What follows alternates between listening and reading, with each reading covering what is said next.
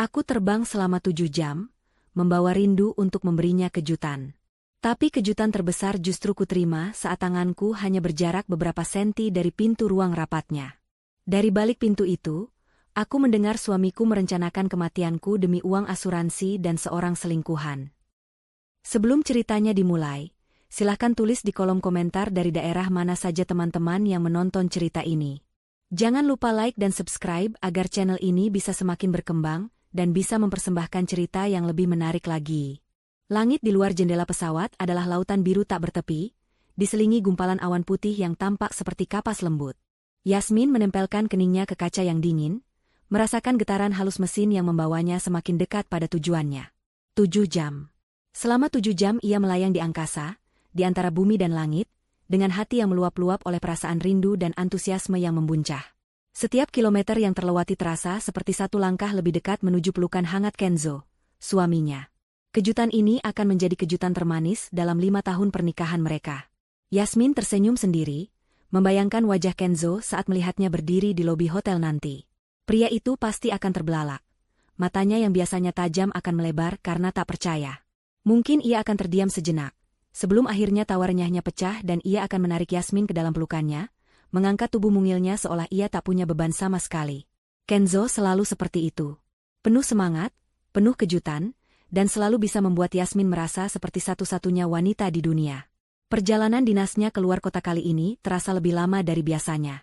Baru 10 hari, tapi bagi Yasmin rasanya seperti sewindu. Panggilan video setiap malam tidak cukup untuk mengobati kerinduan yang mengakar di hatinya. Ia merindukan aroma parfum Kenzo yang maskulin, merindukan cara pria itu menyibakkan rambut dari keningnya, merindukan tawa mereka yang menggema di rumah kecil mereka. Rumah. Kenzo selalu berkata, "Kamu adalah rumahku, Yasmin. Kemanapun aku pergi, pulangnya pasti kepadamu." Kata-kata itu terngiang kembali, manis seperti melodi. Dan Yasmin percaya, ia memegang teguh setiap janji dan ucapan manis suaminya. Kenzo adalah dunianya. Ia adalah jangkar dalam hidup Yasmin yang terkadang terasa berbadai. Saat kedua orang tuanya meninggal dalam sebuah kecelakaan 3 tahun lalu, dunia Yasmin seakan runtuh. Ia terpuruk dalam kegelapan yang pekat, tak tahu arah. Tapi Kenzo ada di sana. Ia menggenggam tangannya, memeluknya erat, dan berbisik bahwa semuanya akan baik-baik saja. Ia yang mengurus semua keperluan pemakaman, ia yang memastikan Yasmin makan, dan ia yang terjaga semalaman hanya untuk menemaninya menangis tanpa suara. "Kamu tidak sendirian, ada aku di sini," ujarnya kala itu. Dan memang, Kenzo membuktikan ucapannya. Ia adalah pilar kekuatannya. Maka, perjalanan ini adalah wujud terima kasihnya, wujud cintanya yang tak terhingga. Ia ingin menunjukkan pada Kenzo betapa ia menghargai semua pengorbanan suaminya. Bekerja keras di luar kota, menghadiri rapat-rapat yang membosankan, semua demi masa depan mereka. Setidaknya, itulah yang selalu Kenzo katakan. Yasmin menggeser posisi duduknya, membuka tas tangannya dan mengeluarkan ponsel. Ia menatap layar yang menampilkan fotonya bersama Kenzo saat mereka berlibur ke pantai tahun lalu. Kenzo merangkulnya dari belakang, dagunya bertumpu di bahu Yasmin, keduanya tersenyum lebar ke arah kamera dengan latar belakang matahari terbenam yang jingga. Foto itu adalah cerminan kebahagiaan mereka. Sempurna. Pemberitahuan dari kapten pilot bahwa pesawat akan segera mendarat membuyarkan lamunannya. Jantung Yasmin mulai berdebar lebih kencang. Ini dia. Momen yang ditunggunya. Ia merapikan blus sutra berwarna krem yang dikenakannya, memoles kembali lipstik berwarna natural di bibirnya. Ia ingin terlihat sempurna untuk Kenzo. Setelah pesawat mendarat dengan mulus dan pintu terbuka, Yasmin menjadi salah satu penumpang pertama yang melangkah keluar. Udara kota yang hangat menyambutnya, berbeda dengan udara sejuk di kota asalnya. Ia segera menuju ke area pengambilan bagasi, matanya awas mencari kopernya. Setelah mendapatkan kopernya, ia langsung memesan taksi online. Tujuan pertamanya bukanlah hotel, melainkan sebuah toko kue terkenal di pusat kota. Toko kue itu bernama La Douce Vie, tempat dengan etalase kaca yang memajang kue-kue cantik laksana perhiasan. Aroma manis coklat dan mentega panggang menyambutnya begitu ia mendorong pintu kaca. Matanya langsung tertuju pada satu kue. Kue coklat hitam pekat dengan lapisan ganache yang mengilap, dihiasi beberapa buah raspberry segar di atasnya. Black Forest Supreme. Kue favorit Kenzo. Kue yang sama dengan yang mereka makan saat merayakan ulang tahun pernikahan pertama mereka di sebuah kafe kecil yang romantis. Kenangan itu membuat senyum Yasmin semakin lebar. "Mbak, Saya mau kue yang itu, tolong dibungkus yang cantik ya, pintanya pada seorang pelayan. Pelayan itu mengemas kue dengan hati-hati ke dalam sebuah kotak berwarna emas yang elegan, lengkap dengan pita satin berwarna merah marun. Sempurna. Perjalanan menuju hotel terasa mendebarkan. Yasmin terus-menerus memeriksa penampilannya di cermin kecil. Ia mengirim pesan singkat pada Kenzo. Lagi apa, Mas? Jangan terlalu lelah ya kerjanya. Beberapa menit kemudian, balasan masuk. Ini lagi mau siap-siap makan malam sama tim. Kamu baik-baik aja kan di rumah? Yasmin tersenyum geli membaca balasan itu. Baik, Mas. Hati-hati ya makannya. Ia menyimpan kembali ponselnya. Kebohongan kecil demi sebuah kejutan besar. Taksi berhenti di depan sebuah hotel bintang 5 yang megah. Fasadnya menjulang tinggi dengan lampu-lampu kristal yang berkilauan di lobi. Yasmin menarik napas dalam-dalam, menenteng kotak kue di satu tangan dan menarik kopernya di tangan yang lain. Ia melangkah masuk, merasakan pendingin ruangan yang kontras dengan udara luar yang gerah. Ia sudah memesan kamar sendiri di hotel yang sama agar tidak merusak kejutan. Rencananya adalah menitipkan koper di kamarnya, lalu langsung menuju restoran tempat Kenzo mengadakan rapat makan malam. Setelah check-in dan meletakkan koper di kamarnya yang mewah, Yasmin bergegas menuju lift untuk turun ke restoran di lantai dasar. Jantungnya berdebar tak karuan, campuran antara gugup dan gembira. Ia memeluk kotak kue itu erat-erat. Ia berhenti sejenak di depan cermin besar di lorong hotel, merapikan rambutnya sekali lagi. Ia terlihat baik-baik saja. Wajahnya berseri-seri oleh cinta. Restoran hotel itu terlihat sangat elegan. Musik jazz lembut mengalun dari pengeras suara. Beberapa tamu sedang menikmati hidangan mereka di meja-meja yang tertata rapi. Yasmin mendekati seorang pelayan yang berdiri di dekat podium penyambutan. Selamat malam, Mbak, sapanya ramah. Selamat malam, Ibu. Ada yang bisa saya bantu? Saya mau tanya, apa ada reservasi untuk ruang VIP atas nama Bapak Kenzo Wicaksono malam ini? Pelayan itu memeriksa buku reservasi digital di hadapannya. Ia tersenyum sopan. Betul, Ibu. Ada. Atas nama Bapak Kenzo dari perusahaan Abadi Jaya. Rombongannya sudah ada di dalam. Hati Yasmin bersorak. Semuanya berjalan sesuai rencana. Bisa tolong tunjukkan di mana ruangannya? Tentu, Ibu. Mari saya antar. Pelayan itu berjalan di depan, memandu Yasmin melewati area utama restoran yang ramai menuju sebuah koridor yang lebih privat dan tenang. Karpet tebal di bawah kakinya meredam suara langkah mereka, menciptakan suasana yang eksklusif. Di ujung koridor itu, berdiri sebuah pintu ganda yang terbuat dari kayu mahoni yang kokoh dan mengilap. Pintu itu tampak berat dan kedap suara, menjanjikan privasi penuh bagi siapapun yang berada di dalamnya. Dari balik pintu, samar-samar terdengar gelak tawa. Suara tawa yang riang dan lepas. Salah satu tawa itu, Yasmin sangat mengenalnya. Tawa bariton yang renyah milik Kenzo. Tawa yang selalu bisa menularkan kebahagiaan padanya. Ini ruangannya, Ibu, kata pelayan itu sambil menunjuk ke arah pintu. Terima kasih banyak, Mbak, jawab Yasmin dengan senyum termanisnya. Pelayan itu mengangguk sopan lalu berbalik, meninggalkan Yasmin sendirian di depan pintu raksasa itu. Jantung Yasmin berdetak seperti genderang perang. Inilah saatnya. Ia menarik napas dalam-dalam, mencoba menenangkan euforia yang meledak-ledak di dalam dadanya. Ia memegang kotak kue dengan kedua tangannya, bersiap memberikan kejutan terbesar dalam hidup suaminya.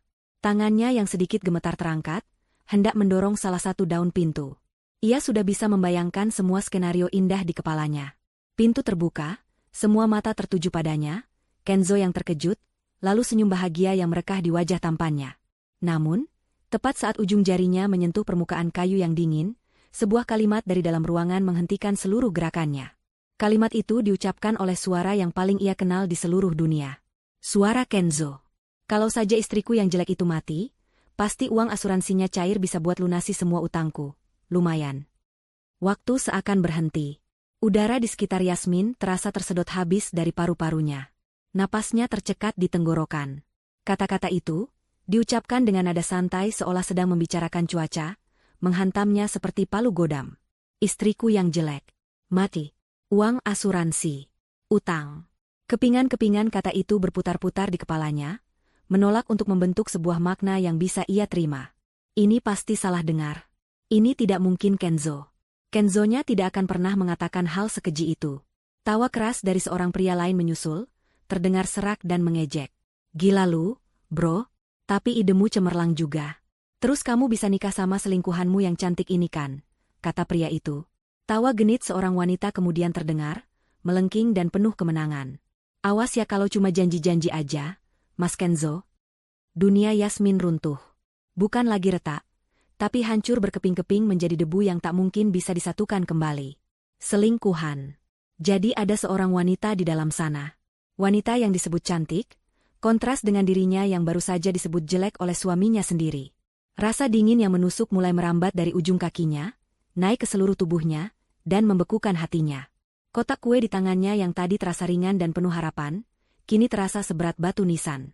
Kakinya lemas, lututnya bergetar hebat hingga ia harus bersandar ke dinding koridor agar tidak jatuh. Ia memejamkan mata, berharap saat membukanya lagi semua ini hanyalah mimpi buruk. Tapi suara tawa dari balik pintu itu nyata. Terlalu nyata. Setiap gelak tawa mereka terasa seperti cambukan api di kulitnya. Semua kenangan manis yang ia putar ulang selama 7 jam di pesawat tadi kini kembali dengan wajah yang berbeda. Wajah yang penuh ejekan. Ucapan Kenzo, "Kamu adalah rumahku," sekarang terdengar seperti sebuah kebohongan besar yang paling menyakitkan. Perhatiannya saat orang tua Yasmin meninggal, apakah itu juga sandiwara? Apakah di balik tatapan penuh simpati itu, ia sebenarnya sedang menghitung nilai warisan yang akan Yasmin dapatkan? Apakah setiap pelukan hangat dan kata-kata cinta hanyalah bagian dari rencana busuknya? Pikiran-pikiran itu menyerbu benaknya tanpa ampun, merobek-robek setiap keyakinan dan cinta yang pernah ia miliki untuk pria itu.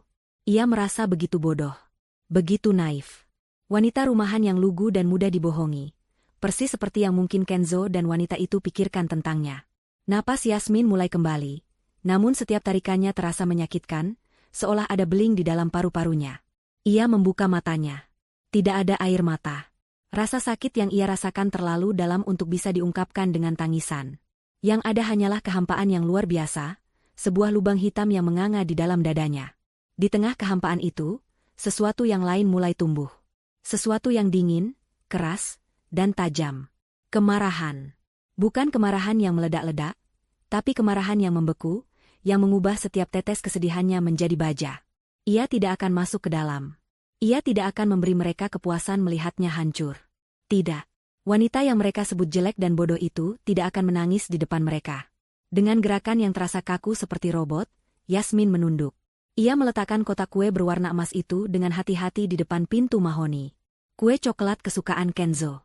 Kue yang melambangkan cinta dan kenangan mereka, kini menjadi simbol pengkhianatan paling pahit. Ia kemudian merogoh tas tangannya, mencari secari kertas. Yang ia temukan hanyalah struk pembelian dari toko kue tadi. Ia membaliknya, sisi putihnya yang kosong terasa seperti kanvas untuk akhir cerita mereka. Ia mengambil sebuah pena dari dalam tas. Tangannya masih gemetar, namun ia memaksanya untuk tetap stabil. Dengan tulisan yang sedikit miring, ia menulis 3 kata di atas kertas itu. Terima kasih untuk semuanya. 3 kata yang singkat, namun mengandung semua kekecewaan, kemarahan, dan rasa sakit yang tak terhingga. Terima kasih telah menunjukkan wujud aslimu. Terima kasih telah membunuh semua cintaku. Terima kasih untuk pelajaran paling menyakitkan ini. Ia menyelipkan kertas itu di bawah pita satin yang mengikat kotak kue. Sebuah persembahan terakhir. Sebuah salam perpisahan. Tanpa menoleh lagi, Yasmin berbalik. Ia melangkah menyusuri koridor yang sepi itu, menjauhi pintu mahoni tersebut. Setiap langkah terasa berat, seolah ia sedang menyeret sisa-sisa hatinya yang hancur di lantai marmer. Suara tawa dari dalam ruangan itu semakin sayup-sayup terdengar, lalu hilang ditelan keheningan koridor. Yasmin terus berjalan, melewati lobi yang gemerlap, keluar dari pintu kaca hotel, dan melangkah ke dalam pekatnya malam. Angin malam yang dingin menerpa wajahnya, namun tidak sedingin hatinya saat ini. Wanita yang penuh cinta dan harapan yang tiba di hotel ini beberapa jam yang lalu telah mati. Yang berjalan di bawah temaram lampu jalanan sekarang, adalah seorang wanita yang berbeda. Seorang wanita yang dunianya telah dihancurkan, namun dari reruntuhan itu, ia bersumpah akan membangun sesuatu yang baru. Sesuatu yang akan membuat Kenzo menyesali setiap kata yang telah diucapkannya malam ini. Badai di matanya baru saja akan dimulai. Yasmin berjalan tanpa tujuan. Kakinya melangkah secara otomatis di atas trotoar yang keras dan dingin, membawanya melewati gedung-gedung pencakar langit yang menjulang angkuh, menembus lautan cahaya lampu kota yang terasa mengejek kesendiriannya. Ia tidak tahu sudah berapa lama ia berjalan. Menit, atau mungkin jam. Dunia di sekelilingnya terasa seperti film yang diputar tanpa suara. Ia melihat pasangan muda tertawa sambil bergandengan tangan, sekelompok teman keluar dari sebuah bar dengan wajah ceria, sebuah keluarga kecil menyeberang jalan. Semua pemandangan itu terasa asing, seolah berasal dari dimensi lain, sebuah dunia yang pernah ia tinggali namun kini telah tertutup selamanya baginya. Ia adalah hantu di tengah keramaian, tak terlihat dan tak tersentuh. Suara Kenzo, kalimat-kalimat kejam itu, terus berputar di kepalanya seperti kaset rusak. Istriku yang jelek. Mati. Uang asuransi. Setiap kata adalah belati yang mengoyak hatinya lagi dan lagi. Ia mencoba mencari celah, sebuah kemungkinan bahwa ia salah dengar, bahwa itu semua hanyalah lelucon yang sangat buruk. Tapi tawa genit wanita itu dan sahutan teman Kenzo memupuskan semua harapan itu. Itu nyata. Pengkhianatan itu nyata. Rasa sakitnya begitu melumpuhkan hingga ia tidak bisa merasakan apa-apa lagi. Hanya ada kehampaan yang dingin dan luas. Ia tidak bisa kembali ke kamar hotel yang telah ia pesan. Tempat itu, di gedung yang sama dengan pria itu, terasa terkontaminasi. Itu bukan tempat yang aman. Sebuah naluri purba untuk bertahan hidup tiba-tiba mengambil alih. Pikirannya yang tadinya kosong dan beku, kini mulai bekerja dengan kejernihan yang menakutkan. Ia butuh tempat untuk bersembunyi. Tempat yang jauh, anonim, dan tidak akan pernah terpikirkan oleh Kenzo. Ia menghentikan sebuah taksi yang lewat, menyebutkan nama sebuah kawasan di pinggiran kota yang ia lihat sekilas di peta. Kawasan yang terkenal dengan penginapan-penginapan murah untuk para pelancong dengan budget terbatas. Antar saya ke motel mana saja di daerah sana, Pak, ujarnya dengan suara serak. Sopir taksi itu menatapnya sekilas dari cermin, mungkin menangkap ekspresi aneh di wajahnya, namun tidak berkomentar. Perjalanan itu sunyi. Yasmin hanya menatap kosong keluar jendela. Lampu-lampu mewah pusat kota perlahan berganti dengan lampu jalan yang lebih redup dan bangunan yang lebih sederhana. Setibanya di sebuah motel kecil dengan papan nama neon yang berkedip-kedip, ia membayar ongkos taksi dengan beberapa lembar uang tunai. Ia masuk ke lobi yang sempit dan berbau apak, disambut oleh seorang resepsionis parubaya yang tampak mengantuk. Yasmin memesan satu kamar untuk satu malam, lagi-lagi membayar dengan uang tunai, menggunakan nama samaran yang terlintas begitu saja di kepalanya. Ia tidak ingin meninggalkan jejak digital apapun. Kamar motel itu kecil dan menyedihkan. Dindingnya bercat kusam, ada beberapa noda lembab di langit-langit. Spraynya tipis dan berbau deterjen murah. Sebuah televisi tabung tua bertengger di atas meja kayu yang sudah tergores di sana-sini. Namun, begitu pintu tertutup dan terkunci di belakangnya, tempat itu terasa seperti benteng teraman di dunia. Dan di dalam kesunyian kamar yang asing itulah, bendungan pertahanannya akhirnya jebol. Kekuatan yang menopangnya sejak ia berjalan pergi dari pintu mahoni itu lenyap seketika. Kakinya tak sanggup lagi menahan beban tubuhnya. Ia merosot ke lantai, punggungnya bersandar di pintu yang dingin. Dan kemudian, tangis itu pecah. Bukan tangis pelan yang meneteskan air mata, tapi sebuah raungan pilu yang keluar dari lubuk jiwa yang paling dalam. Sebuah suara kesakitan yang primal, yang selama ini ia tahan sekuat tenaga. Ia memukul-mukul dadanya, berharap bisa menghilangkan rasa sesak yang menghimpitnya. Ia menjambak rambutnya sendiri, seolah rasa sakit fisik bisa mengalihkan rasa sakit di hatinya. Setiap isak tangisnya adalah sebuah pertanyaan. Mengapa? Apa salahnya? Kurang apa pengabdiannya selama ini? Ia telah memberikan segalanya untuk Kenzo. Cintanya, waktunya, tubuhnya, bahkan uang warisan dari kedua orang tuanya yang ia relakan untuk modal usaha Kenzo beberapa tahun lalu. Ia ingat betul bagaimana Kenzo meyakinkannya, ini untuk masa depan kita, sayang. Aku janji akan membuatmu bahagia. Dan ia percaya. Bodohnya, ia percaya. Ia menangis hingga matanya bengkak dan perih. Ia menangis hingga tenggorokannya kering dan suaranya habis. Ia menangis hingga perutnya terasa mual karena kosong. Ia menangis untuk Yasmin yang naif, Yasmin yang penuh cinta, Yasmin yang dunianya baru saja dibakar habis oleh pria yang paling ia percaya. Setelah berjam-jam terbaring di lantai yang dingin, kelelahan fisik dan emosional akhirnya mengambil alih. Tangisnya mereda, menyisakan isakan-isakan kecil yang gemetar. Ia bangkit dengan sisa tenaganya, berjalan terhuyung ke kamar mandi. Ia menatap pantulan dirinya di cermin yang retak di sudutnya. Wajahnya sembab, matanya merah, rambutnya berantakan. Ia tampak menyedihkan. Ia tampak persis seperti apa yang Kenzo katakan. Jelek. Melihat bayangan wanita yang hancur itu, sesuatu di dalam diri Yasmin bergeser. Air matanya berhenti total. Rasa sedih yang tadi meluap-luap kini surut, digantikan oleh sesuatu yang lain. Sesuatu yang dingin, keras, dan sangat berbahaya. Kemarahan. Kemarahan yang jernih laksana kristal es. Ia menatap lekat-lekat matanya sendiri di cermin. Ia melihat kilatan yang belum pernah ia lihat sebelumnya. Bukan lagi kilatan cinta dan kehangatan, melainkan kilatan baja yang ditempa dalam api pengkhianatan. Kenzo tidak hanya menghancurkan hatinya. Pria itu telah menghina harga dirinya, merendahkannya, dan bahkan mengharapkan kematiannya demi uang. Meninggalkannya begitu saja tidak akan cukup. Memberinya surat cerai dan pergi dengan tenang terasa seperti sebuah kekalahan. Tidak. Itu tidak akan sepadan dengan rasa sakit ini. Pria itu harus membayar. Ia harus merasakan bagaimana rasanya kehilangan segalanya. Ia harus tahu bagaimana rasanya terpuruk di titik terendah, sendirian, dan tanpa harapan. Malam itu, di kamar motel yang bau apak, Yasmin yang lama telah mati. Dan dari abunya, lahir sesuatu yang baru. Sesuatu yang tidak akan pernah lagi menangis karena seorang pria. Sesuatu yang bisa disebut monster. Dengan pikiran yang kini setajam silet, Yasmin kembali ke kamar. Ia mengambil laptop dari dalam tasnya. Ia tidak lagi peduli pada hatinya yang hancur. Fokusnya kini adalah pada satu hal, strategi. Ia membuka situs internet banking. Ia harus tahu seberapa parah situasi keuangan mereka. Dengan jari-jari yang mantap, ia masuk ke akun rekening bersama mereka. Jantungnya berdebar, bukan karena cinta, tapi karena amarah saat melihat saldo yang tersisa. Jauh lebih sedikit dari yang seharusnya. Ia membuka riwayat transaksi dan matanya membelalak. Ada banyak sekali transfer ke rekening-rekening yang tidak ia kenal. Pembayaran kartu kredit yang jumlahnya fantastis. Penarikan tunai dalam jumlah besar. Kenzo telah menggerogoti tabungan mereka sedikit demi sedikit, seperti tikus. Dan puncaknya adalah uang warisan orang tuanya. Uang yang seharusnya menjadi jaring pengaman mereka, kini hanya tersisa kurang dari separuh. Kemarahan Yasmin mencapai puncaknya.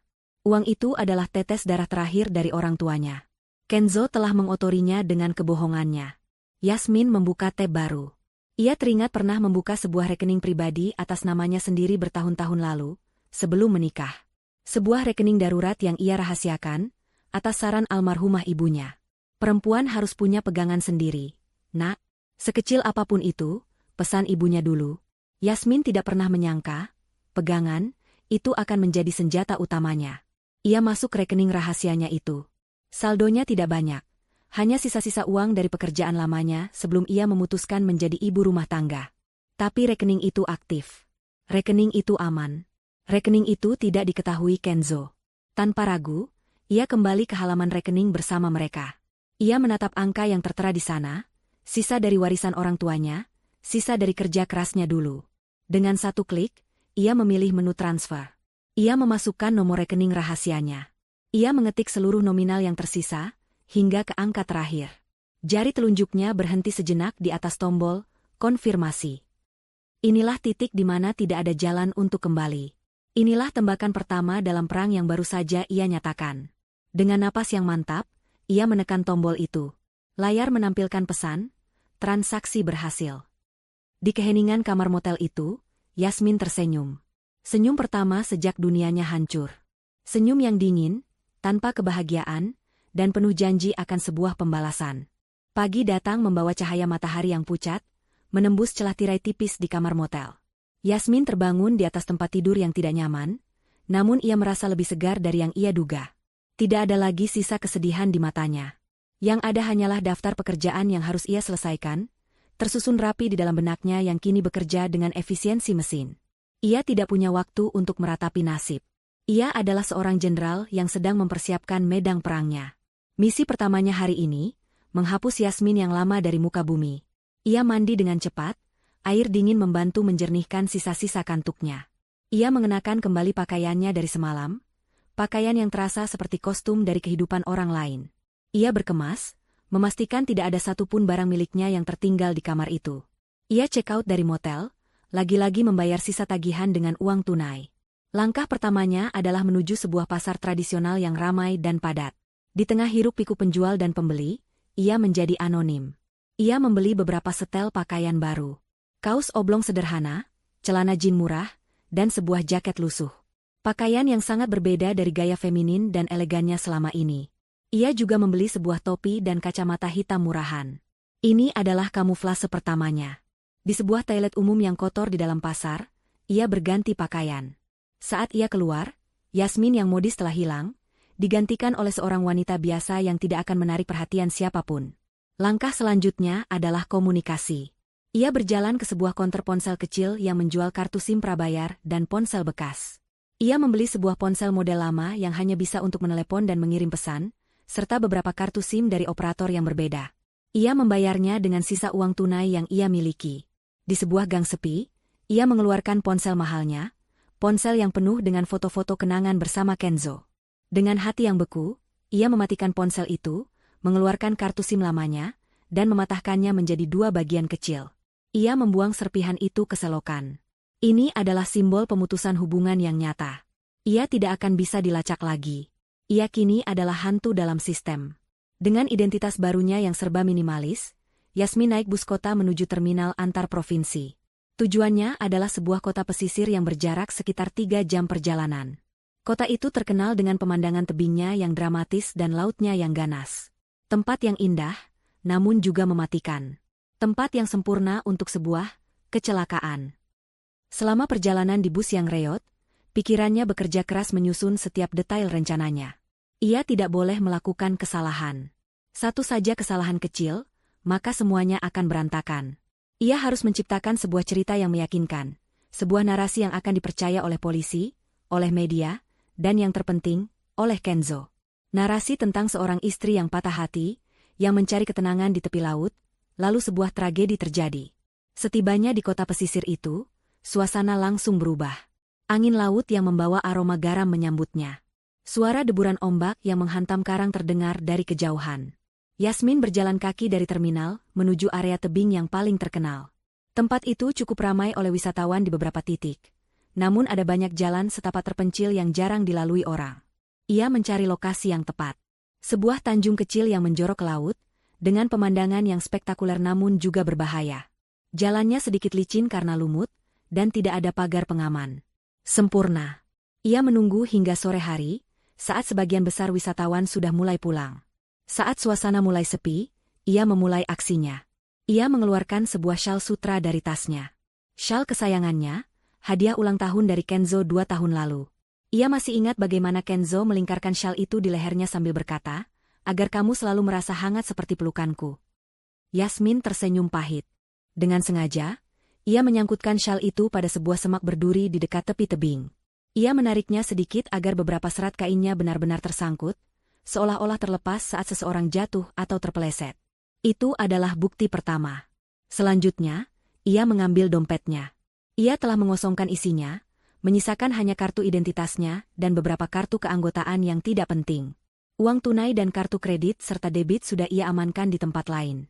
Ia melempar dompet itu ke rumputan, tidak terlalu jauh dari syal, seolah terjatuh dari saku saat tubuhnya terguling.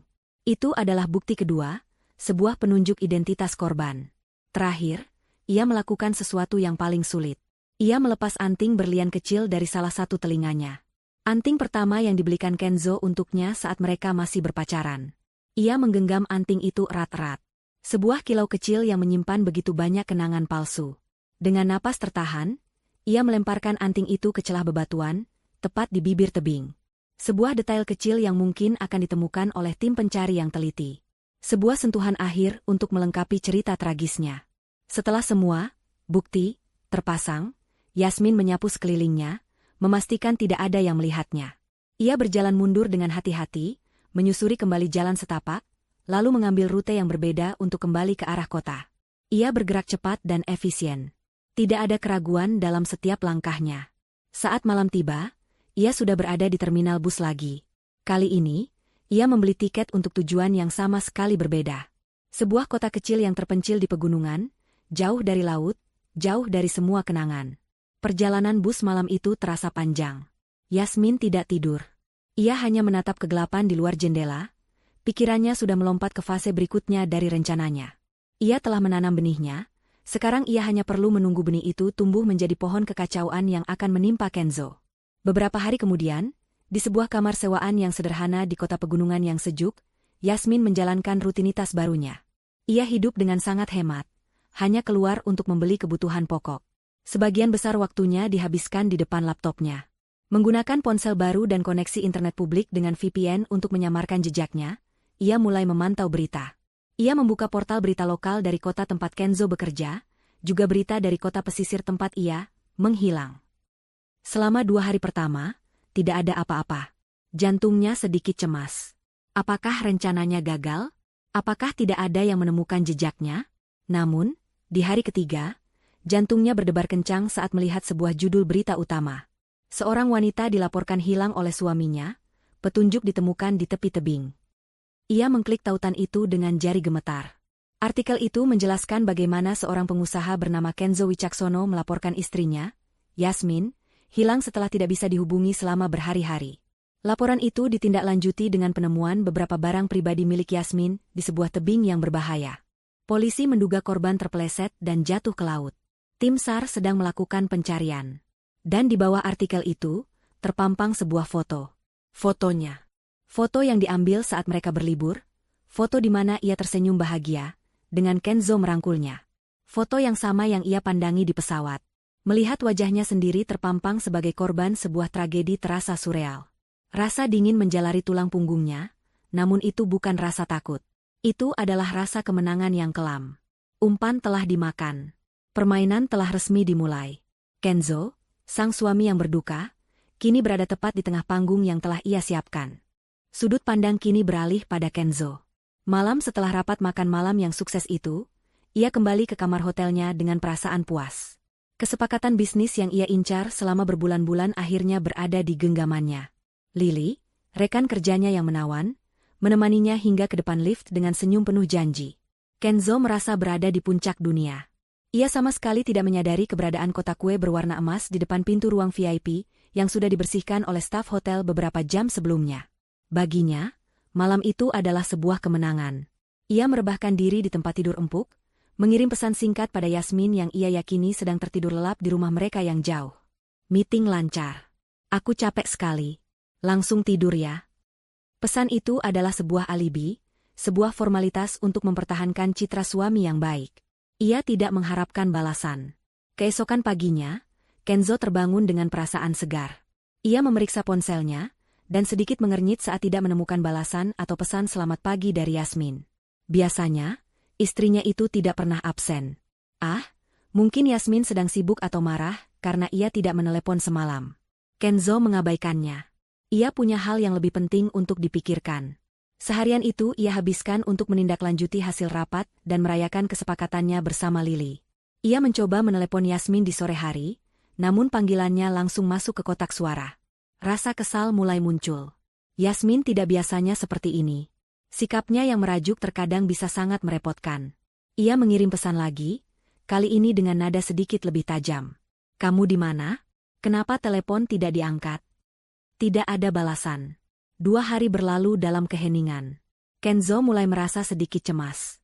Namun, kecemasannya bukan lahir dari rasa khawatir akan keselamatan Yasmin, melainkan dari kekhawatiran bahwa sesuatu yang tidak beres bisa mengganggu rencananya. Citranya sebagai suami yang perhatian harus tetap terjaga. Ia tidak punya pilihan selain mulai menghubungi beberapa teman dekat Yasmin, berpura-pura panik. Apa kamu lihat Yasmin? Sudah 2 hari aku tidak bisa menghubunginya sama sekali. Aku khawatir sekali, ujarnya dengan nada penuh kepalsuan. Tentu saja, tidak ada yang tahu keberadaan Yasmin. Salah satu teman Yasmin, yang paling dekat dengannya, menyarankan Kenzo untuk segera melapor ke polisi. Sebuah saran yang membuat perut Kenzo terasa melilit. Melibatkan polisi adalah hal terakhir yang ia inginkan. Tapi ia tidak punya pilihan. Untuk menjaga sandiwaranya, ia harus terlihat seperti suami yang panik dan putus asa. Dengan berat hati, ia menelepon kantor polisi di kota asalnya dan membuat laporan orang hilang. Ia memberikan semua detail yang diperlukan, melukiskan gambaran seorang suami yang hatinya hancur karena cemas. Beberapa jam setelah laporan itu dibuat, sebuah telepon masuk dari kepolisian kota pesisir, kota tempat ia menanam jejak palsu. Mereka mengabarkan penemuan sebuah syal dan dompet berisi kartu identitas atas nama Yasmin di tepi sebuah tebing yang berbahaya. Jantung Kenzo berdebar kencang, kali ini campuran antara ngeri dan sebuah kelegaan yang mengerikan. Rencananya, atau lebih tepatnya, angan-angan gilanya yang ia ucapkan di ruang rapat, entah bagaimana menjadi kenyataan. Ia harus segera pergi ke sana. Ia harus memainkan perannya. Kenzo tiba di kota pesisir itu keesokan harinya. Ia langsung disambut oleh polisi dan beberapa wartawan lokal yang sudah mengendus berita itu. Dengan wajah yang ia paksakan terlihat pucat dan putus asa, ia menceritakan kronologi versinya. Bagaimana istrinya mungkin sedang stres dan ingin menenangkan diri. Bagaimana ia sangat mencintai istrinya, bagaimana ia berharap ada keajaiban. Ia berdiri di tepi tebing, menatap lautan luas dengan tatapan kosong, membiarkan kamera wartawan mengabadikan potret seorang suami yang berduka. Di dalam hatinya, pikirannya berpacu liar. Berapa lama proses yang dibutuhkan untuk menyatakan seseorang meninggal? Kapan ia bisa mengurus klaim asuransi? Kapan ia bisa bebas dari utang dan memulai hidup baru dengan Lily? Di tengah sandiwara yang melelahkan itu, ponselnya berdering. Nama, ibu, tertera di layar. Jantung Kenzo mencelos. Inilah panggilan yang paling ia takuti. Ia berjalan menjauh dari keramaian, mencari tempat yang sedikit lebih sepi di antara bebatuan karang. Ia menarik napas dalam-dalam, mempersiapkan suara paling sedih yang bisa ia buat. "Halo, Bu," sapanya dengan suara bergetar. Hening sejenak di seberang sana, lalu terdengar suara isak tangis yang meledak. Suara ibunya, Ibu Kinan, terdengar histeris dan pecah. "Kenzo, itu tidak benar, kan? Berita di internet itu bohong, kan? Katakan pada ibu itu semua bohong. Di mana Yasmin? Nak? Di mana menantu ibu?" Suara ibunya terdengar begitu pilu, penuh dengan kepanikan sejati. Kenzo memejamkan matanya, memaksakan air mata keluar dari sudut matanya. "Sabar, Bu, sabar." Kenzo juga hancur. Polisi menemukan barang-barang Yasmin di tepi tebing. Mereka bilang kemungkinan besar Yasmin terjatuh ke laut. Tangis Ibu Kinan semakin menjadi-jadi. Tidak mungkin. Tidak mungkin. Yasmin itu anak yang paling hati-hati. Kenzo, dia takut ketinggian. Untuk apa dia pergi ke tepi tebing sendirian? Ini tidak masuk akal. Kamu ada di sana bersamanya, kan? Kamu menjaganya, kan? Pertanyaan-pertanyaan ibunya yang polos itu terasa seperti tuduhan. Kenzo sedang dinas di kota lain, Bu. Yasmin, mungkin dia menyusul Kenzo tanpa bilang-bilang untuk memberi kejutan. Kenzo juga tidak tahu, Bu. Kenzo menyesal, kenapa Kenzo harus pergi dinas. Kenzo terus merangkai kebohongannya, memainkan peran sebagai suami yang merasa bersalah. Ya Tuhan, anak itu terlalu baik. Terlalu cinta sama kamu, isak Ibu Kinan. Keheningan menyelimuti percakapan mereka sejenak, hanya diisi oleh suara tangis Ibu Kinan dan deru ombak di kejauhan. Lalu, dengan suara yang lebih pelan dan penuh keraguan, ibunya mengucapkan kalimat yang membuat darah Kenzo seakan berhenti mengalir. "Kenzo, ibu tahu bisnismu sedang sulit. Ibu tahu kamu punya banyak masalah keuangan akhir-akhir ini. Tapi, kamu tidak akan pernah menyakiti Yasmin.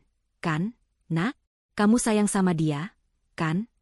Pertanyaan itu, diucapkan dengan nada tulus seorang ibu yang mencoba meyakinkan dirinya sendiri, menghantam Kenzo lebih keras dari badai manapun. Itu bukan tuduhan, tapi terasa lebih buruk dari itu. Itu adalah keraguan. Keraguan pertama dari orang yang selama ini selalu membelanya tanpa syarat. Jantung Kenzo berdebar panik. Bagaimana ibunya tahu tentang masalah keuangannya? Seberapa banyak yang ibunya tahu? Ibu bicara apa? Tentu saja Kenzo sayang sekali sama Yasmin. Kenzo tidak mungkin menyakitinya. Bagaimana ibu bisa berpikir seperti itu? Jawabnya dengan nada yang sedikit terlalu tinggi, sedikit terlalu defensif. Ia bisa merasakan pertahanannya mulai retak. "Maafkan ibu, Nak. Ibu hanya tidak percaya ini bisa terjadi. Yasmin itu sudah seperti anak kandung ibu sendiri." Hati ibu hancur. Lirih Ibu Kinan, sebelum akhirnya menutup telepon karena tidak sanggup lagi bicara. Kenzo menurunkan ponselnya dari telinga. Tangannya gemetar. Angin laut yang tadi terasa sejuk kini terasa dingin menusuk tulang. Kata-kata ibunya, "Kamu tidak akan pernah menyakiti Yasmin, kan, Nak?" terus terngiang di kepalanya. Untuk pertama kalinya, ia merasa bahwa permainan yang ia mulai ini mungkin jauh lebih rumit dan berbahaya daripada yang ia bayangkan. Ia merasa seperti sedang berjalan di atas lapisan es yang tipis, dan retakan pertama baru saja muncul di bawah kakinya. Beberapa hari berlalu. Tim SAR menghentikan pencarian mereka. Jasad Yasmin tidak ditemukan. Lautan telah menelannya bulat-bulat, persis seperti yang diharapkan dalam skenario terliar Yasmin. Bagi publik, kasus ini adalah sebuah tragedi yang menyedihkan. Kenzo, sang suami yang berduka, menerima banyak ucapan bela sungkawa. Ia memasang wajah sedih di depan semua orang, menceritakan kembali kisah cintanya dengan Yasmin, membangun citra sebagai pria paling setia yang kehilangan belahan jiwanya. Namun, di balik pintu tertutup kantor polisi, narasi itu mulai goyah. Karena tidak ada jasad, kasus ini tidak bisa ditutup begitu saja sebagai kecelakaan. Penyelidikan formal pun dimulai, dan secara prosedur, orang terdekat korban adalah orang pertama yang diperiksa secara mendalam. Kenzo adalah orang itu. Panggilan telepon dari kepolisian datang, memintanya untuk datang memberikan keterangan tambahan. Kenzo datang dengan percaya diri, masih mengenakan topeng dukanya. Ia pikir ini hanyalah formalitas. Namun, suasana di ruang interogasi terasa sangat berbeda dari sebelumnya. Tidak ada lagi tatapan simpatik. Yang ada hanya dua orang detektif dengan wajah datar dan tatapan mata yang tajam, seolah bisa menembus semua kebohongannya. Ruangan itu kecil, dingin, dan hanya diterangi oleh satu lampu neon yang berdengung pelan. "Selamat siang, Pak Kenzo. Terima kasih sudah datang," sapa detektif utama, seorang pria parubaya bernama Heru. "Silakan duduk. Kami hanya ingin mengklarifikasi beberapa hal." Kenzo duduk di kursi besi yang dingin, berhadapan langsung dengan mereka. Interogasi dimulai dengan pertanyaan-pertanyaan standar. Kapan terakhir kali ia berkomunikasi dengan istrinya? Apa isi percakapan terakhir mereka? Apakah ada masalah dalam pernikahan mereka? Kenzo menjawab semuanya dengan lancar, menggunakan cerita yang sudah ia latih berulang kali di kepalanya. "Pernikahan kami sangat bahagia. Tidak pernah ada masalah besar. Yasmin adalah istri yang sempurna." Detektif yang lebih muda, bernama Adi, menyela dengan tenang. "Menurut data percakapan telepon Anda, frekuensi telepon dan pesan antara Anda dan istri Anda menurun drastis dalam 3 bulan terakhir. Bisakah Anda jelaskan?" Jantung Kenzo sedikit tersentak. Ia tidak menyangka mereka akan memeriksa sedetail itu. "Itu, karena saya sangat sibuk dengan pekerjaan. Saya sedang mengurus proyek besar." "Yasmin mengerti itu," jawabnya, mencoba terdengar santai. Detektif Heru mengangguk pelan, seolah menerima jawaban itu, namun tatapannya tidak berubah. "Proyek besar, ya?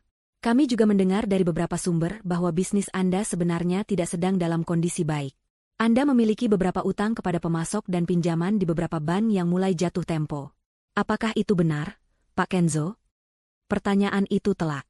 Kenzo merasakan keringat dingin mulai membasahi pelipisnya. Setiap bisnis pasti ada pasang surutnya. Itu bukan masalah besar. Semuanya masih terkendali, dalihnya. "Lalu, bisakah Anda jelaskan siapa wanita bernama Lily? Namanya cukup sering muncul di log panggilan dan pesan Anda, bahkan di jam-jam yang tidak wajar.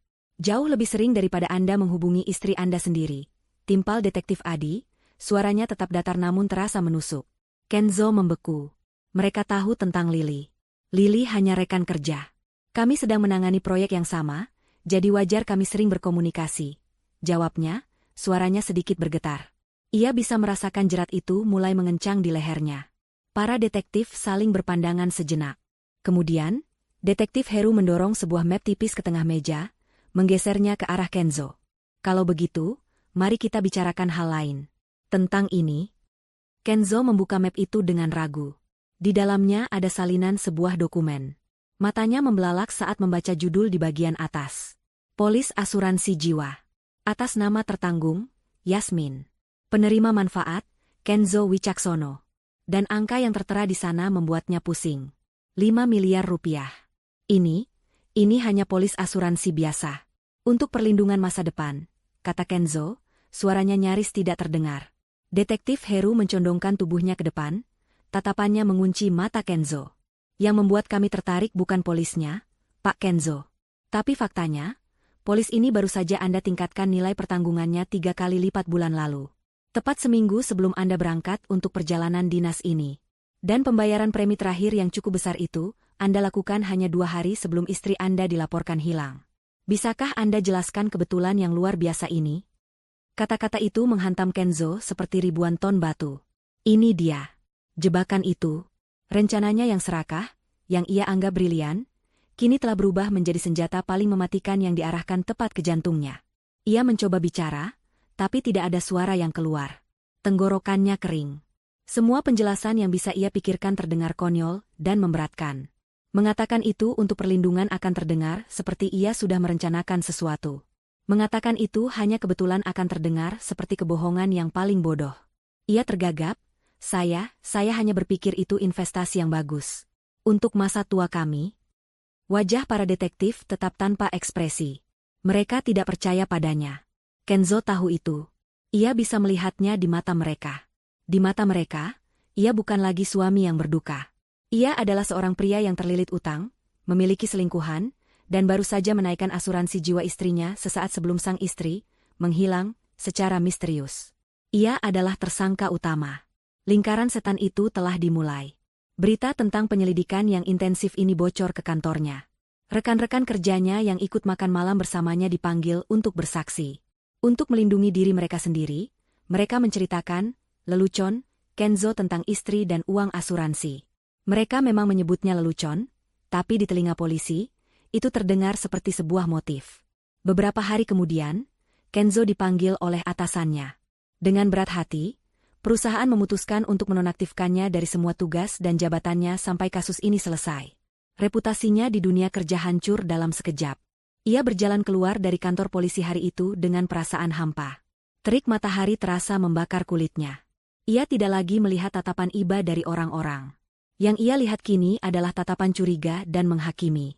Peran sebagai korban telah dicabut darinya. Kini, ia resmi menjadi sang penjahat dalam cerita tragis istrinya. Dan yang paling menakutkan adalah, ia bahkan tidak tahu siapa sutradara di balik semua ini. Kenzo merasa seperti sedang tenggelam dalam pasir hisap. Setiap gerakan yang ia lakukan untuk menyelamatkan diri justru membuatnya terperosok semakin dalam. Statusnya sebagai tersangka utama bukan lagi sekadar formalitas hukum, melainkan sebuah stempel panas yang membekas di keningnya, terlihat oleh semua orang. Teman-teman yang dulu menepuk punggungnya dan tertawa bersama leluconnya kini mengalihkan pandangan saat ia tak sengaja berpapasan dengan mereka di jalan. Panggilan teleponnya tidak lagi dijawab, pesannya hanya dibaca tanpa dibalas. Ia menjadi radioaktif, wabah yang harus dihindari.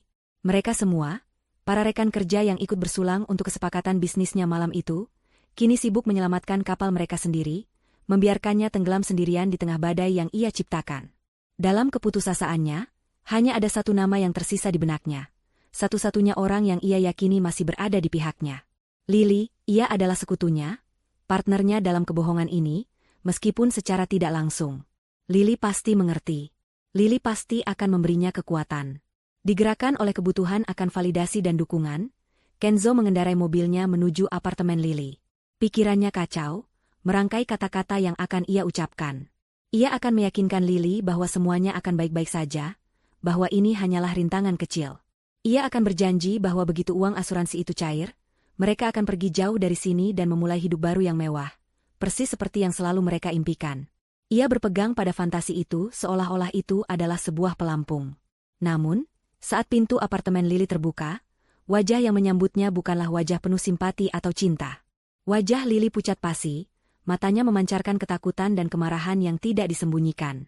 "Mau apa kamu kesini?" desisnya, tubuhnya menghalangi pintu masuk seolah Kenzo adalah penyusup berbahaya. "Lily, aku perlu bicara denganmu." "Aku butuh kamu," kata Kenzo dengan suara memelas. "Kita perlu tenang dan menghadapi ini bersama." Tawa sinis dan kering keluar dari bibir Lily. "Kita? Tidak ada kita, Kenzo. Yang ada hanya kamu dan semua masalah gilamu ini. Kamu menyeretku ke dalamnya." Tuduhnya, suaranya bergetar. "Aku tidak menyeretmu. Kamu ada di sana, kamu tertawa bersamaku." Balas Kenzo, rasa paniknya mulai bercampur dengan amarah. "Aku tertawa karena aku pikir kamu hanya membual. Seperti biasanya. Aku tidak pernah menyangka kamu benar-benar seorang monster yang mampu melakukan apapun yang telah kamu lakukan pada Yasmin." Pekik Lily.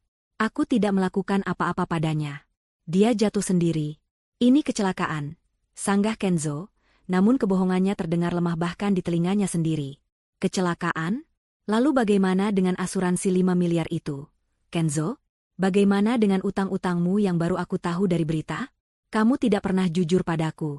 Kamu hanya memanfaatkanku." Lily mundur selangkah, tatapannya penuh dengan rasa jijik. Ia melihat Kenzo bukan lagi sebagai kekasih yang tampan dan sukses, melainkan sebagai seorang pecundang yang bangkrut dan berpotensi menjadi seorang pembunuh. Kapal yang ia tumpangi ternyata adalah kapal karam, dan ia adalah tikus pertama yang akan melompat pergi. "Lily, tolong jangan begini." Kenzo mencoba meraih tangannya, namun Lily menepisnya dengan kasar. "Jangan sentuh aku. Aku tidak mau ada hubungannya lagi denganmu. Aku tidak mau hidupku hancur karena kebodohanmu.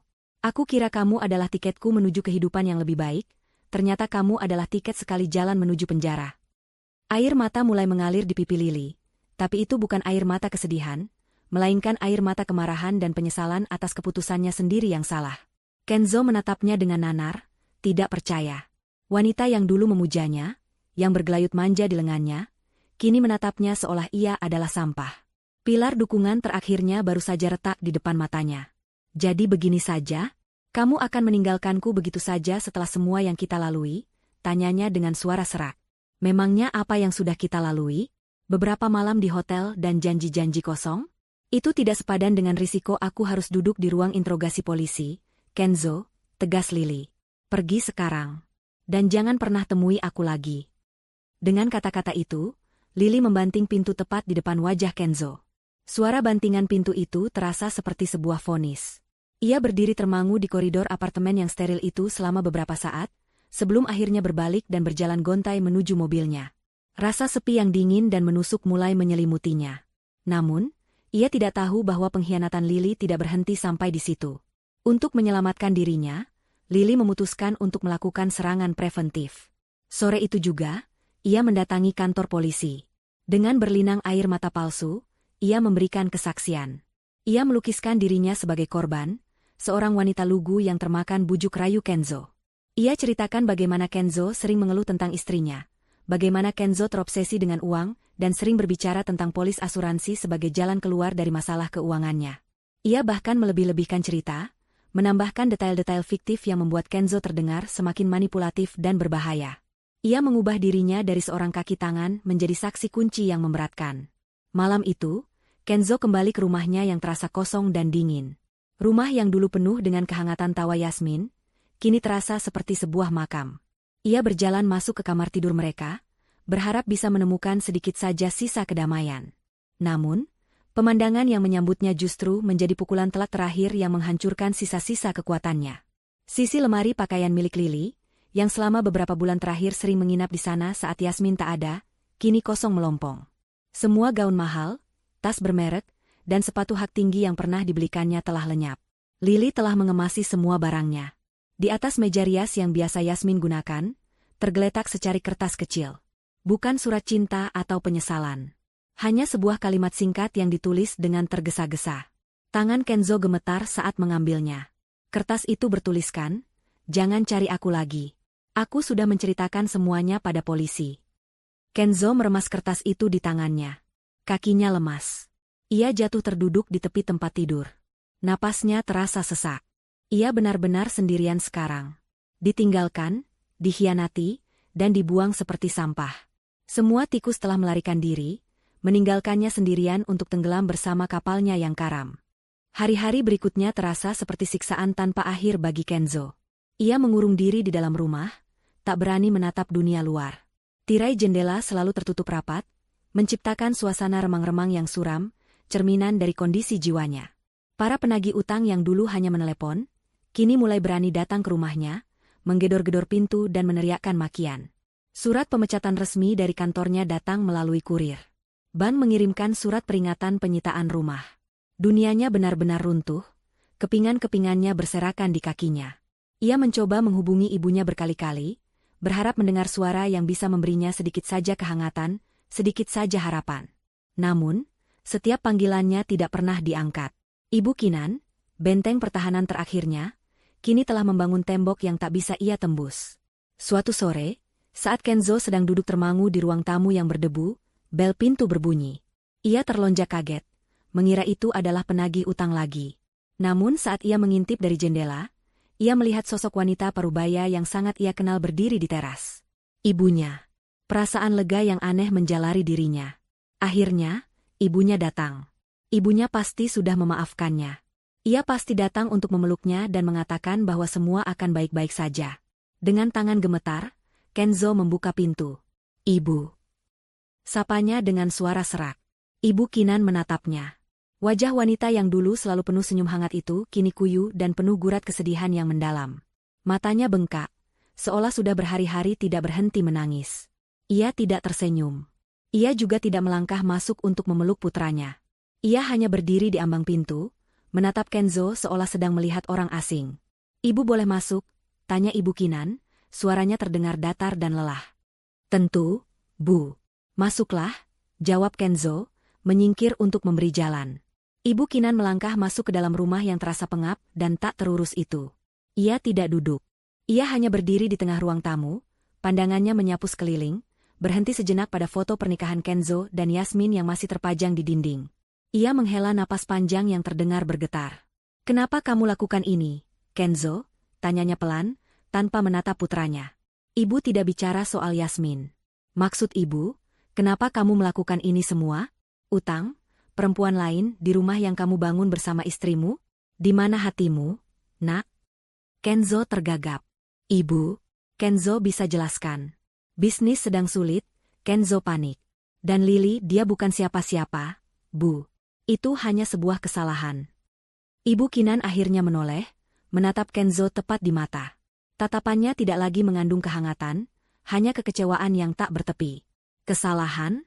Kamu menyebut pengkhianatanmu pada istri sebaik Yasmin hanya sebuah kesalahan? Kamu menyebut menghamburkan uang warisan orang tuanya untuk perempuan lain hanya sebuah kesalahan?" Suara Ibu Kinan sedikit meninggi, dipenuhi rasa sakit. Kenzo terdiam, tak mampu membantah. "Dan asuransi itu, Kenzo? Jangan coba-coba berbohong pada ibumu. Polisi sudah bicara pada ibu. Teman-temanmu juga. Mereka semua menceritakan hal yang sama." Kenzo merasa seperti seorang terdakwa yang sedang menunggu vonis. Ia mencoba meraih simpati ibunya. "Itu hanya omong kosong, Bu. Lelucon bodoh saat sedang mabuk." Kenzo tidak pernah bersungguh-sungguh. "Ibu harus percaya pada Kenzo," pintanya, suaranya terdengar putus asa. Ibu Kinan menggelengkan kepalanya pelan, air mata mulai menggenang di pelupuk matanya. "Ibu selalu percaya padamu, Kenzo. Sejak kamu kecil, kamu adalah kebanggaan ibu. Tapi ibu tidak bisa lagi membohongi diri sendiri." Ia merogoh tas tangannya, mengeluarkan sebuah ponsel. Jari-jarinya yang gemetar membuka sebuah file audio. "Seseorang, ibu tidak tahu siapa, mengirimkan ini pada ibu kemarin. Ibu ingin percaya ini tidak benar. Jadi, ibu mau kamu mendengarnya sendiri." Ibu Kinan menekan tombol play. Keheningan di ruang tamu itu pecah oleh suara yang sangat Kenzo kenal. Suaranya sendiri. Rekaman itu jernih, seolah direkam dari jarak yang sangat dekat. "Kalau saja istriku yang jelek itu mati, pasti uang asuransinya cair bisa buat lunasi semua utangku. Lumayan." Suara tawa temannya. Suara genit Lily. Semuanya terdengar jelas. Wajah Kenzo pucat pasi. Darah seakan surut dari wajahnya. Ia seperti mendengar suara iblis, dan iblis itu adalah dirinya sendiri. Rekaman itu terus berputar, memperdengarkan setiap kata kejinya, setiap tawa hinanya, menjadi bukti tak terbantahkan dari kebusukan hatinya. Saat rekaman itu selesai, keheningan yang tercipta terasa lebih memekakan dari suara apapun. Ibu Kinan menatapnya, air mata kini mengalir deras di pipinya yang menua. Itu bukan air mata kemarahan, melainkan air mata duka. Duka karena telah kehilangan putranya. Kenzo jatuh berlutut di hadapan ibunya. "Ibu, maafkan Kenzo.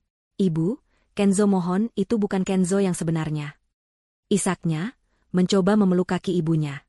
Tapi Ibu Kinan mundur selangkah, menciptakan jarak di antara mereka. Ia menatap putranya yang bersimpu di lantai, dan untuk pertama kalinya, ia tidak merasakan keinginan untuk memeluk atau menenangkannya. Yang ia rasakan hanyalah kehampaan. Dengan sisa kekuatan yang ia miliki, ia mengangkat tangannya. Sebuah tamparan keras mendarat di pipi Kenzo. Bukan tamparan kemarahan, tapi tamparan keputusasaan. "Cukup," desisnya. Kenzo tertegun, pipinya terasa panas dan perih, namun hatinya jauh lebih perih lagi. Ibu Kinan menatapnya untuk terakhir kali, tatapan yang akan menghantui Kenzo selamanya. "Ibu tidak mengenali kamu lagi," bisiknya, suaranya bergetar menahan isak. "Yasmin adalah anak yang ibu sayangi. Dia putri ibu satu-satunya. Ibu tidak tahu kamu ini siapa." Ibu Kinan berbalik, berjalan keluar dari rumah itu tanpa menoleh lagi. Ia menutup pintu di belakangnya dengan pelan. Suara klik dari kunci pintu yang tertutup terdengar begitu keras di telinga Kenzo. Suara itu menandakan akhir dari segalanya. Ia telah kehilangan istrinya, pekerjaannya, teman-temannya, kekasihnya, dan sekarang ibunya. Ia benar-benar sendirian, terkurung dalam reruntuhan hidup yang ia hancurkan dengan tangannya sendiri.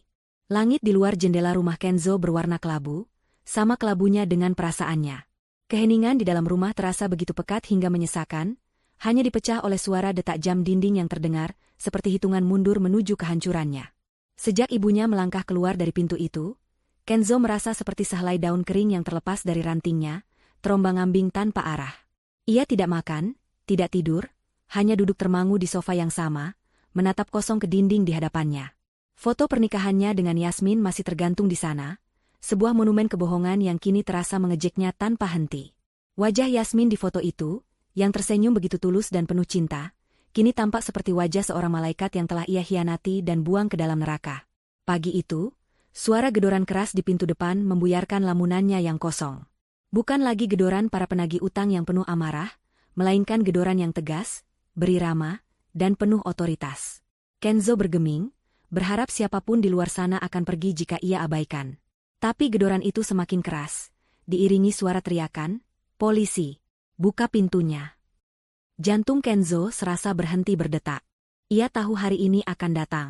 Dengan langkah yang terasa berat seperti diseret, ia berjalan ke pintu dan membukanya. Di hadapannya berdiri beberapa petugas polisi berseragam, bersama detektif Heru yang menatapnya dengan wajah tanpa ekspresi. Di belakang mereka, di seberang jalan, beberapa mobil van media sudah terparkir. Kilatan lampu kamera mulai menyambar-nyambar seperti kilat di tengah badai. "Kenzo Wicaksono," ujar detektif Heru dengan suara datar, "Anda kami tahan untuk penyelidikan lebih lanjut terkait hilangnya istri Anda, Yasmin. Anda berhak untuk diam." Tanpa perlawanan, Kenzo membiarkan tangannya diborgol di belakang punggungnya. Rasa dingin dari logam borgol itu terasa menjalar ke seluruh tubuhnya, mematikan sisa-sisa perasaan yang ia miliki. Saat ia digiring keluar dari rumahnya, ia dihujani oleh pertanyaan-pertanyaan para wartawan yang saling berteriak. "Pak Kenzo, benarkah Anda terlibat? Di mana Anda sembunyikan istri Anda? Apa motif Anda?" Kilatan kamera menyilaukan matanya. Ia menundukkan kepalanya dalam-dalam, menyembunyikan wajahnya yang pucat dan dipenuhi rasa malu. Perjalanan dari teras rumahnya ke mobil polisi terasa seperti perjalanan terpanjang dan paling memalukan dalam hidupnya. Ia, Kenzo Wicaksono, pengusaha yang dulu dihormati, kini dipertontonkan ke seluruh negeri sebagai monster. Berita penangkapannya menjadi tajuk utama di semua media. Wajahnya terpampang di layar televisi dan halaman depan koran. Ia bukan lagi hanya tersangka, di mata publik ia sudah divonis bersalah. Di dalam sel tahanan yang dingin dan berbau pesing, Kenzo hanya bisa meringkuk di sudut. Tidak ada lagi Lili yang bisa ia hubungi. Tidak ada lagi teman yang bisa ia mintai tolong. Dan yang paling menyakitkan, tidak ada lagi ibu yang akan menangis untuknya. Ia benar-benar sendirian, ditinggalkan untuk membusuk di dalam lubang yang ia gali sendiri. Keesokan harinya, suasana di depan kantor polisi pusat kota terasa riuh. Puluhan wartawan dari berbagai media berkumpul, mendirikan kamera dan mikrofon mereka, berharap mendapatkan informasi sekecil apapun tentang perkembangan kasus yang sedang hangat dibicarakan itu. Mereka semua menunggu kedatangan pengacara Kenzo, atau mungkin kepala polisi yang akan memberikan pernyataan. Udara terasa panas dan tegang, penuh dengan antisipasi. Tiba-tiba, dari ujung jalan, sebuah sedan hitam mewah meluncur dengan tenang, membelah kerumunan kecil dan berhenti tepat di depan lobi utama kantor polisi. Semua mata langsung tertuju pada mobil itu. Mobil itu terlalu mewah untuk seorang pengacara biasa. Pintu belakangnya dilapisi kaca film yang sangat gelap, menambah misteri siapa penumpangnya.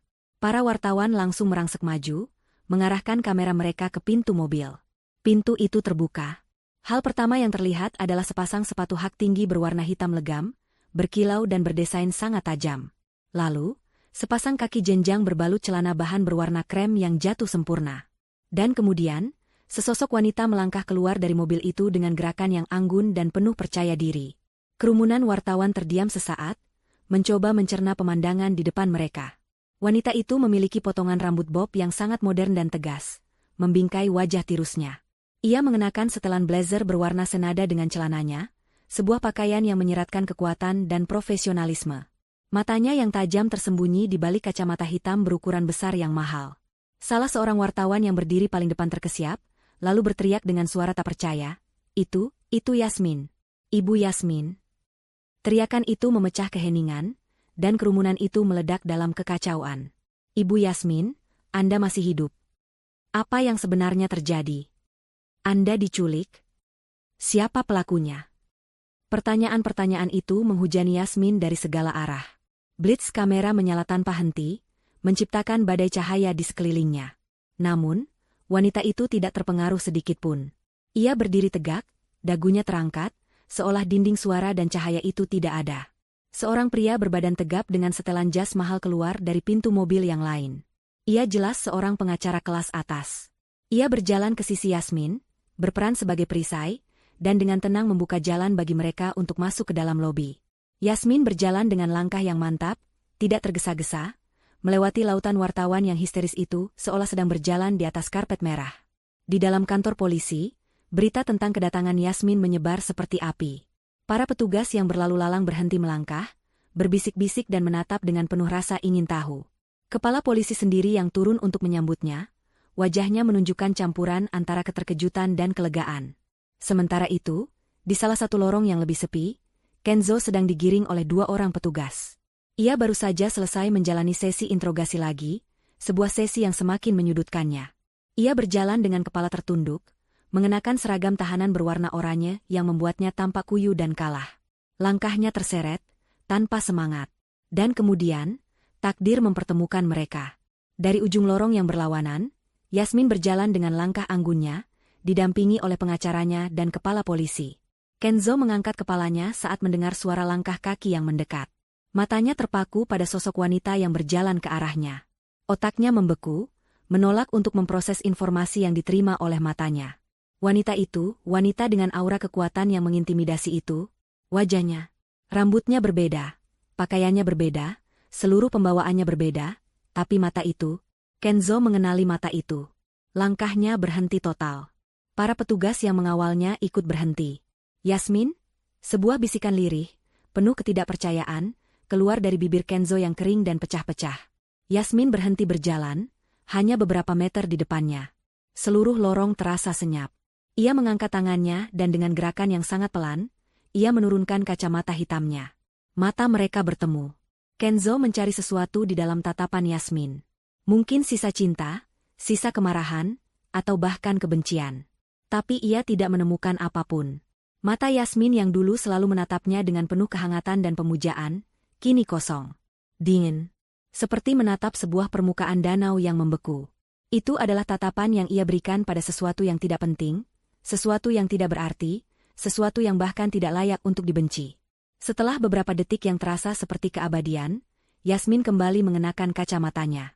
Tanpa mengubah ekspresi wajahnya, tanpa mengucapkan sepatah kata pun, ia kembali melangkah, berjalan melewatinya seolah Kenzo hanyalah sebuah patung tak bernyawa di lorong itu. Kenzo hanya bisa berdiri mematung, menatap punggung Yasmin yang semakin menjauh. Kebangkitan istrinya dari kematian bukanlah sebuah keajaiban yang menyelamatkannya. Itu adalah awal dari neraka yang sesungguhnya.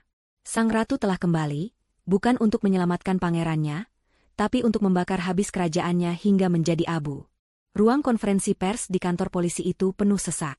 Puluhan wartawan dan juru kamera saling berdesakan, mengarahkan lensa mereka ke sebuah meja panjang di depan. Suasana tegang dan penuh antisipasi. Beberapa saat kemudian, pintu terbuka.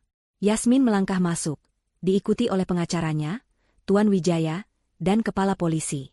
Yasmin duduk di tengah, posturnya tegak, wajahnya tenang di bawah sorotan lampu kamera yang tak henti-hentinya. Ia tidak lagi menyembunyikan matanya di balik kacamata hitam. Ia membiarkan dunia melihat tatapan matanya yang baru, tatapan yang jernih dan tak kenal takut. Selamat siang, rekan-rekan media, Tuan Wijaya memulai, suaranya berat dan berwibawa. Klien saya, Ibu Yasmin, akan memberikan pernyataan singkat untuk meluruskan semua simpang siur yang terjadi selama beberapa minggu terakhir. Semua kamera kini fokus pada Yasmin. Ia mendekatkan dirinya ke mikrofon. Selamat siang, sapanya, suaranya terdengar jelas dan mantap, tanpa getaran sedikit pun. Nama saya Yasmin. Dan seperti yang bisa Anda lihat, saya masih hidup. Ia berhenti sejenak, membiarkan kalimatnya meresap. Beberapa minggu yang lalu, saya melakukan perjalanan untuk memberi kejutan pada suami saya, Kenzo Wicaksono, yang sedang bertugas di luar kota. Namun, kejutan itu justru saya terima. Secara tidak sengaja, saya mendengar percakapan suami saya dengan beberapa rekannya. Dalam percakapan itu, ia menyuarakan keinginannya agar saya mati supaya ia bisa mencairkan uang asuransi jiwa saya untuk melunasi utang-utangnya, dan kemudian menikahi selingkuhannya. Ruangan itu seketika riuh rendah oleh bisikan kaget para wartawan. Yasmin mengangkat tangannya sedikit, meminta ketenangan. Mendengar hal itu, saya merasa nyawa saya berada dalam bahaya besar. Saya tidak tahu sejauh mana ia akan melangkah untuk mewujudkan angan-angannya itu. Dalam keadaan panik dan takut, satu-satunya hal yang bisa saya pikirkan adalah melarikan diri dan bersembunyi. Saya sengaja membuat seolah-olah saya mengalami kecelakaan agar ia berhenti mencari saya, agar saya punya waktu untuk berpikir dan mencari perlindungan. Pengacaranya kemudian mengambil alih. Kami memiliki bukti yang tak terbantahkan untuk mendukung pernyataan klien saya. Tuan Wijaya memutar sebuah rekaman audio melalui pengeras suara. Suara Kenzo yang keji itu menggema di seluruh ruangan, membuat semua yang hadir terdiam ngeri. Setelah itu, Tuan Wijaya memaparkan bukti-bukti lain. Salinan laporan keuangan Kenzo yang menunjukkan utang di mana-mana, bukti transfer dana dari rekening bersama ke rekening pribadi Lily, dan kesaksian dari beberapa pihak yang menguatkan cerita Yasmin.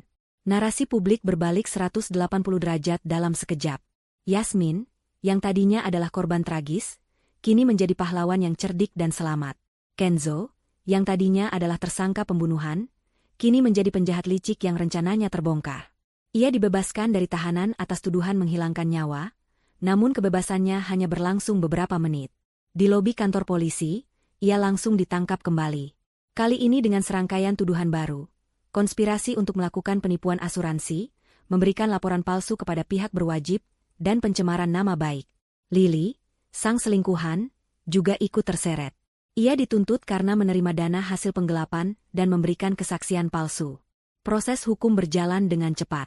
Dengan bukti sekuat itu, Kenzo tidak punya peluang. Pengadilan perceraian menjadi yang pertama. Hakim mengabulkan gugatan cerai Yasmin dengan segera. Karena terbukti melakukan perselingkuhan dan niat jahat yang membahayakan nyawa, Kenzo kehilangan hak atas seluruh harta Gonogini. Rumah, mobil, dan sisa aset mereka jatuh sepenuhnya ke tangan Yasmin sebagai kompensasi. Yang paling penting, Yasmin berhasil merebut kembali sisa uang warisan orang tuanya hingga rupiah terakhir. Kenzo keluar dari pengadilan itu sebagai seorang duda miskin yang terlilit utang miliaran. Selanjutnya adalah pengadilan pidana. Ia divonis bersalah atas semua tuduhan dan dijatuhi hukuman beberapa tahun penjara. Reputasinya hancur. Namanya menjadi sinonim dari pengkhianatan dan keserakahan. 2 tahun berlalu. Yasmin, dengan modal yang berhasil ia selamatkan dan kekuatan baru yang ia temukan dari pengalamannya, membuktikan bahwa ia lebih dari sekadar istri rumahan. Ia mendirikan sebuah perusahaan konsultan butik yang dengan cepat meraih kesuksesan. Ia menjadi sosok wanita karir yang inspiratif, kuat, dan mandiri. Ia membeli sebuah apartemen baru yang mewah dengan pemandangan kota, meninggalkan rumah lama yang penuh kenangan pahit. Ia membangun kembali hidupnya di atas reruntuhan yang ditinggalkan Kenzo, dan bangunan barunya jauh lebih megah dan kokoh. Suatu sore yang cerah, Kenzo melangkah keluar dari gerbang penjara. Ia tampak 10 tahun lebih tua. Rambutnya mulai memutih, bahunya bungkuk, dan matanya yang dulu tajam kini kusam dan kosong. Ia tidak punya apa-apa dan tidak punya siapa-siapa. Ibunya, Ibu Kinan, tidak pernah sekalipun menjenguknya. Ia kini hidup sebatang kara, menumpang di rumah seorang kerabat jauh. Hal pertama yang ia lihat saat membeli koran bekas adalah berita tentang kesuksesan bisnis mantan istrinya. Sebuah foto Yasmin yang sedang menerima penghargaan terpampang di halaman bisnis. Ia tampak begitu bersinar, begitu jauh dari jangkauannya. Digerakkan oleh keputusasaan dan mungkin sisa-sisa penyesalan yang samar, ia mencari tahu di mana kantor Yasmin. Ia menunggu berjam-jam di seberang jalan gedung pencakar langit yang megah itu, seperti seorang pengemis. Akhirnya, di sore hari, ia melihat sosok yang ia cari. Yasmin melangkah keluar dari lobi, tampak elegan dengan gaun kerjanya. Dengan sisa-sisa keberanian yang ia miliki, Kenzo berlari menyeberang jalan, mengabaikan klakson mobil yang memekakkan telinga. Ia mencegat Yasmin tepat sebelum mantan istrinya itu masuk ke dalam mobilnya yang sudah menunggu. "Yasmin," panggilnya, suaranya parau. Yasmin berhenti dan menoleh. Tidak ada keterkejutan di wajahnya, hanya ketenangan yang dingin. Tanpa pikir panjang, Kenzo jatuh berlutut di atas trotoar yang keras. Ia menundukkan kepalanya, air mata penyesalan yang tulus akhirnya mengalir di pipinya. "Yasmin, aku mohon maafkan aku," isaknya, suaranya bergetar hebat. "Aku tahu aku salah. Aku monster. Aku telah membayar semuanya di penjara. Aku kehilangan segalanya. Aku mohon, berikan aku satu kesempatan untuk dimaafkan." Yasmin menatap sosok pria yang hancur di kakinya itu. Pria yang dulu ia puja setinggi langit, kini bersimpuh di bawah telapak kakinya. Tidak ada rasa kemenangan di hatinya, hanya kehampaan. Pria ini sudah tidak berarti apa-apa lagi baginya. Ia membiarkan Kenzo menyelesaikan isak tangisnya. Kemudian, ia berjongkok sedikit, bukan untuk membantunya berdiri, tapi agar suaranya terdengar jelas hanya oleh Kenzo. Aku sudah memaafkanmu, Kenzo, katanya pelan. Wajah Kenzo terangkat, secercah harapan muncul di matanya.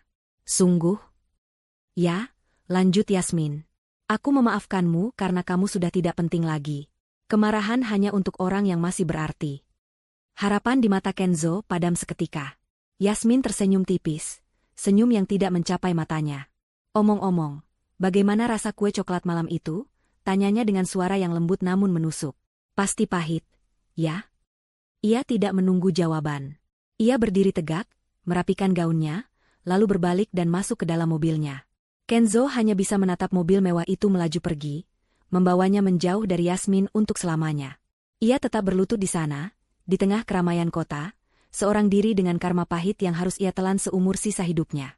Di seberang sana, Yasmin menatap lurus ke depan, menuju masa depannya yang cerah, tanpa pernah lagi menoleh ke belakang.